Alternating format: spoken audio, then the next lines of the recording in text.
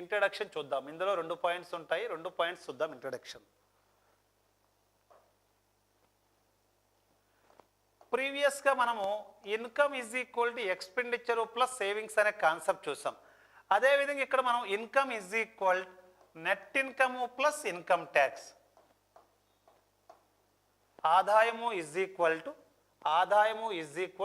నికర ఆదాయము ప్లస్ ఆదాయ పన్ను అలా రాస్తుంటారు. Income is equal to net income plus income tax. నా శాలరీ 50,000 ఉంది. 50,000 శాలరీ ఉంటే అది గ్రాస్ అంటున్నాను. ఆ 50,000 నా చేతికి రాదు. అందులో కొన్ని డిడక్షన్స్ ఉంటాయన్నమాట. ఆ డిడక్షన్స్లో నేను ఇక్కడ ఇన్కమ్ ట్యాక్స్ అనుకుంటున్నాను. ఆ యొక్క గ్రాస్లో నుంచి ఆ డిడక్షన్స్ అంటే ఇన్కమ్ ట్యాక్స్ పోయిన తర్వాత బై హ్యాండ్ వచ్చేదాన్నే నెట్ ఇన్కమ్ నికర ఆదాయం అంటారు. Income is equal to net income plus income tax, ఆదాయము ఈజ్ ఈక్వల్ నికర ఆదాయము ప్లస్ ఆదాయ పన్నుగా రాస్తుంటారు. ఆదాయము ఈజ్ ఈక్వల్ టు నికర ఆదాయము ప్లస్ ఆదాయ పన్నుగా రాస్తుంటారు. కాన్సెప్ట్ ఉండి ఎలా రాస్తున్నాను. దీని నుండి ఫార్ములా కొంచెం ఏం చేస్తున్నానంటే నేను income minus income tax is equal to net income అలాగే ఉంచేస్తాను. ఈ నెట్ ఇన్కమ్ నేను రైట్ హ్యాండ్ సైడ్ ఉంచేసి ఆ ఇన్కమ్ ట్యాక్స్ని ఇన్కమ్లో నుంచి సబ్ట్రాక్షన్ చేసినట్లుగా రాసేసాను. నేను ఇప్పుడు నా ఇన్కమ్ వచ్చేసి 500 అనుకున్నాను. నా ఇన్కమ్ అనేది 500 అనుకున్నాను. ఇన్కమ్ ట్యాక్స్ వచ్చేసి ఒక 100 రూపీస్ ఉందనుకున్నాను డిడక్షన్స్. నెట్ ఇన్కమ్ నా చేతికి ఎంత వస్తుంది? 400 రూపీస్ వస్తుందన్నమాట. నెక్స్ట్ ఇప్పుడు నేను ఏం చేస్తున్నానంటే ఇన్కమ్ అలాగే ఉంచేసాను. ఇన్కమ్ ట్యాక్స్ 150 రూపీస్ ఉందన్నమాట నా దగ్గర. డిడక్షన్స్ ఈసారి 150 అనుకున్నాను. 500లో నుంచి 150 తీస్తే ఎంత? 350. ఇక్కడ మనం గమనించాల్సిన పాయింట్ ఏంటంటే చూడండి, చేంజ్ అంటే పెరగొచ్చు తగ్గొచ్చు అనమాట. చేంజ్ అయ్యిందంటే దాని అర్థం ఏంటి? ఇంక్రీజ్ అవ్వచ్చు, డిక్రీజ్ అవ్వచ్చు. మొదట నాకు ఇన్కమ్ ట్యాక్స్ ఎంత తీసుకున్నాను? 100 తీసుకున్నాను. తర్వాత ఎంత తీసుకున్నా? 150. అంటే నాకు ఇన్కమ్ ట్యాక్స్ ఎంత పెరిగింది? 50 పెరిగింది. ఇక్కడ చేంజ్ పెరిగినట్లుగా ఉంది. నెక్స్ట్ నెట్ ఇన్కమ్ నా చేతికి ఎంత వచ్చింది? 400 వచ్చింది ఫస్ట్. ఆ తర్వాత ఎంత వస్తుంది? 350. అంటే నెట్ ఇన్కమ్ ఎంత తగ్గింది? 50 తగ్గింది. ఇక్కడ 50 ఇంక్రీజ్ అయింది, అక్కడ 50 డిక్రీజ్ అయింది. నెంబర్ అనేది ఒకటే ఉంది కదా. చేంజ్ మీన్స్ ఇంక్రీజ్ అవ్వచ్చు, డిక్రీజ్ అవ్వచ్చు. Change in net income is same as change in income tax. Concept అది.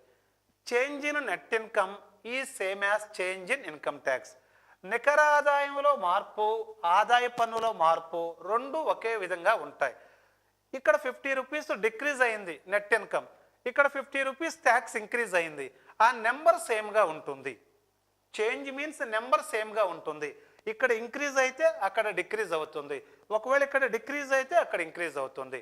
Change in net income is same as change in income tax. నికర ఆదాయంలో మార్పు, ఆదాయ పన్నులో మార్పు రెండు ఒకే విధంగా కలవు. ఇంకొక నెంబర్ తీసుకొని చూద్దాం ఎగ్జాంపుల్.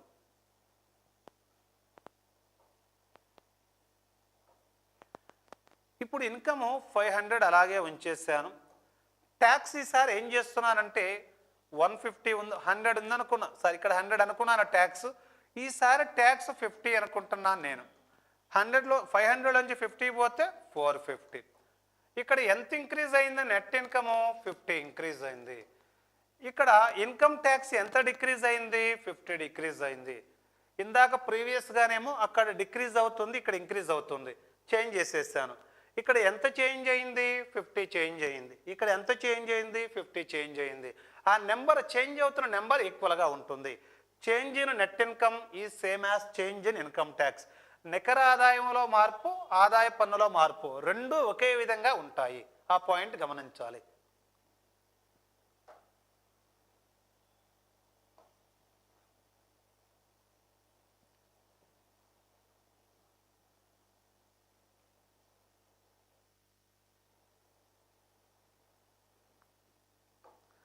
నెక్స్ట్ కాన్సెప్ట్ చూడండి. Income is inversely proportional to tax rate. ఆదాయం అనేది ఆదాయ పన్నుకు విలోమానుపాతంలో కలదు. మొదట నేను ఇన్కమ్ 50,000 ఉందనుకున్నాను. ఇన్కమ్ 50,000 ఉందనుకున్నాను.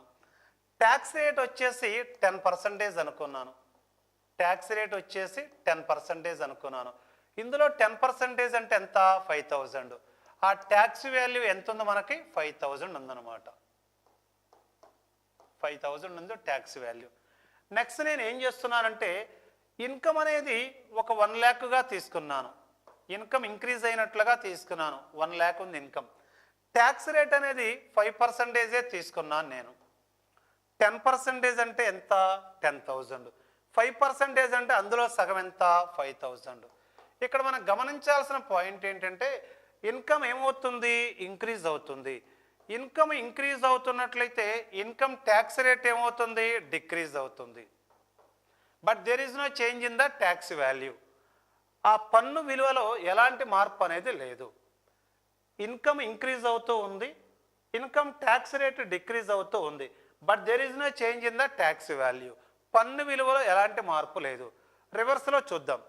ఇన్కమ్ డిక్రీజ్ అవుతున్నట్లుగా ఉంది, ట్యాక్స్ రేట్ ఇంక్రీజ్ అవుతున్నట్లుగా ఉంది. But there is no change in the tax value. పన్ను విలువలో ఎలాంటి మార్పు అనేది లేదు. కాన్సెప్ట్ ఏంటంటే ఇన్కమ్ ఇంక్రీజ్ అవుతున్నట్లయితే ట్యాక్స్ రేట్ డిక్రీజ్ అవుతుంది. Income is inversely proportional to tax rate. ఆదాయం అనేది ఆదాయ పన్ను రేటుకి ఎలా ఉంటుంది? విలోమానుపాతంలో ఉంటుంది. ఆదాయం ఇంక్రీజ్ అయింది, ట్యాక్స్ రేట్ డిక్రీజ్ అవుతుంది. ఆదాయం డిక్రీజ్ అయింది, ట్యాక్స్ రేట్ ఇంక్రీజ్ అవుతుంది. But there is no change in the tax value. చెల్లించే పన్నులో ఎలాంటి మార్పు అనేది ఉండదు. ఈ 2 పాయింట్స్ గుర్తుపెట్టుకుంటే క్వశ్చన్ చూద్దాము.